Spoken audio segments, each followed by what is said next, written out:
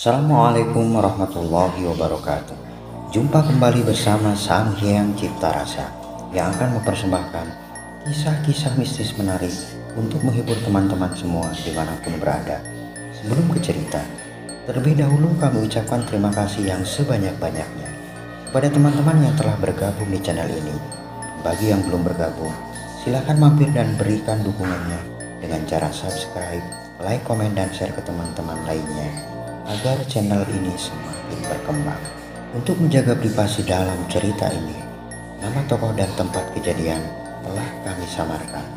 Apabila ada kesamaan cerita, nama tokoh dan tempat kejadian mungkin hanya kebetulan saja. Nah, seperti apa kisah selengkapnya? Kita simak saja cerita.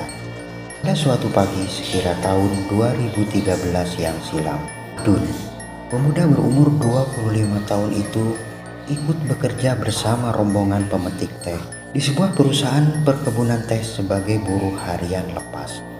Ia menggantikan pekerjaan ayahnya yang telah pensiun, dan ia memulai pekerjaannya pada hari itu. Sebenarnya ia merasa risih harus bekerja bersama ibu-ibu, namun karena kebutuhan, ia pun akan membiasakan diri untuk bekerja dengan baik. Di rombongan pemetik teh itu, hanya ia dan Mang Kastim yang laki-laki. Selebihnya adalah ibu-ibu yang sebagian akan memasuki masa pensiun. Mereka pun lalu beriringan menuju tepi jalan. Di sana telah menunggu sebuah truk besar yang akan mengantarkan mereka ke lokasi panen pada hari itu. Singkat cerita, setibanya di lokasi, mereka lalu memulai pekerjaannya dengan menggunakan ani-ani, yaitu semacam alat pemotong padi. Mereka memetik pucuk-pucuk teh lalu dimasukkan ke keranjang yang dibawa di pundaknya masing-masing. Adun yang belum terbiasa menggunakan alat itu merasa kesulitan untuk melakukan pekerjaannya. Mang Kastim lalu memberikan sabit agar Adun bisa bekerja dengan cepat. Hari-hari berlalu, tak terasa setelah seminggu Adun bekerja sebagai pemetik teh. Di hari ke-8, Adun bersama rombongan pemetik teh itu tiba pada sebuah hamparan bukit yang sangat luas. Namun ada yang aneh di tempat tersebut. Di beberapa bagian kebun teh yang luas itu, ada beberapa bagian yang pohon tehnya dibiarkan tinggi, sepertinya tak pernah dipetik. Mulanya Adun tak terlalu memperhatikan dengan hal tersebut, namun lama-lama ia pun penasaran, lalu menanyakan pada Mang Kastim dengan setengah berbisik. Mang Kastim menjelaskan jika di area tersebut sangat angker, bahkan mewanti-wanti Adun agar menjaga ucapan dan tak kencing sembarangan. Mendengar hal itu, Adun hanya tersenyum, sepertinya mengejek ucapan Mang Kastim. Mana ada tempat angker di lokasi yang terang benderang, siang hari pula. Umam Adun seakan tak percaya ucapan Mang Kastim. Jiwa mudanya menyanggah seluruh ucapan Mang Kastim dan menganggapnya sebagai sebuah mitos yang hanya menakut-nakuti saja. Jika tepat matahari di atas kepala, sayup-sayup dari kejauhan terdengar suara azan duhur berkumandang. Serentak mereka menghentikan pekerjaannya, lalu mencari posisi yang tepat untuk istirahat dan makan siang. Karena risih harus bersama ibu-ibu, Adun memisahkan diri dari mereka. Nah, ketika sedang makan di bawah rimbunan teh itulah, tiba-tiba hidungnya mencium aroma wangi bunga kenanga yang sangat harum. Sambil makan, ia pun mengendus-endus mencari sumber aroma harum tersebut. Ia pun lalu teringat ucapan Mang Kastim jika lokasi tersebut sangat angker. Seketika, bulu kuduknya pun merinding. Namun jiwa mudanya tetap menolak jika ucapan Mang Kastim itu hanya sebuah mitos belaka. Aroma harum itu terus tercium olehnya, bahkan semakin mendekat ke arahnya. Ia pun mempercepat makannya. Setelah selesai makan, ia pun berdiri, lalu celingukan mencari-cari dari mana arah sumber harum tersebut.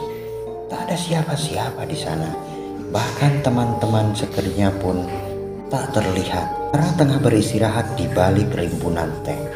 Di tengah rasa penasarannya, ia kebelet hendak buang air kecil. Lalu dengan seenaknya ia kencing di tempat tersebut. Namun baru saja ia menyelesaikan buang air kecilnya, tiba-tiba sudut matanya melihat sekira 10 meter dari arahnya. Seorang perempuan muda, mungkin seusia dengan dirinya, sedang memetik teh. Terlihat kepalanya yang menggunakan caping bambu lebar.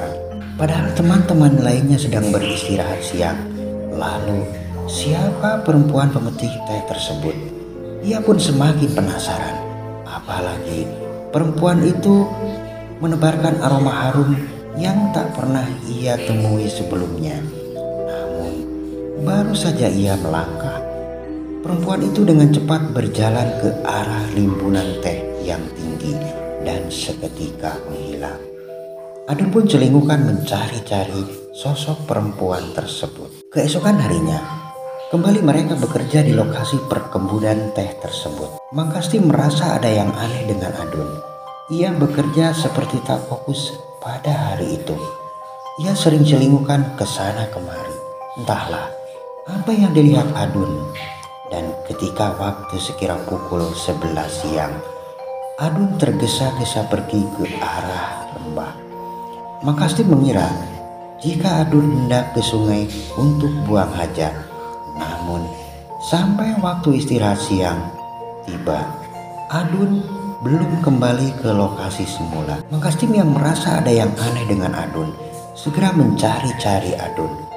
Dan ketika langkahnya sampai di rimbunan pohon teh yang tinggi, astagfirullah, terlihat dengan jelas oleh Mang Kastim Adun yang telanjang bulat tengah bercinta dengan seekor ular besar. Dan yang aneh, ular besar itu tak memiliki ekor layaknya ular biasa. Dan yang paling aneh lagi, ular itu memiliki garis putih kuning di kepalanya. Melihat kehadiran Mang Adun di tempat itu, tiba-tiba ular itu pun menghilang seketika entah kemana. Mang Kastim yang telah puluhan tahun bekerja sebagai pemetik teh, baru kali ini mengalami kejadian yang menyeramkan di siang bolong. Segera Mang Kastim menghampiri Adun yang masih terengah-engah, seraya tangannya menggapai-gapai sesuatu yang tak nampak. Istighfar, Dun, ujar Mang Kastim, seraya menepuk-nepuk pipinya. Di saat itulah Adun baru tersadar. Ia pun segera berpakaian. Dengan menahan rasa malu, Adun menceritakan pada Mang Kastim jika ia tengah bercinta dengan sosok perempuan yang sangat cantik. Padahal yang Mang Kastim lihat adalah seekor ular besar tanpa ekor. Astagfirullah, ujar Mang Kastim berulang kali. Beruntung kejadian itu tak diketahui oleh teman-teman sekerjanya yang lain. Keesokan harinya, tepat di hari ke-10 Adun bekerja, sekira pukul 11 siang, Adun yang sedang bekerja tiba-tiba kembali ia mencium aroma harum bunga kenanga. Kali ini ia merasakan ketakutan yang teramat sangat. Ia takut jika kejadian kemarin siang terulang kembali. Ia pun celingukan dan ia pun kaget bukan kepalang. Teman-teman sekerjanya tak nampak di tempatnya. Kemana mereka? Dan Adun seketika telah berada di sebuah halaman rumah yang cukup luas. Di mana aku? Ujar Adun gemetaran. Di tengah rasa paniknya, ia melihat sebuah rumah sederhana yang tiba-tiba muncul tak jauh dari tempatnya. Dan dari pintu rumah yang terbuka itu, seorang gadis cantik berdiri seraya melambaikan tangan ke arahnya.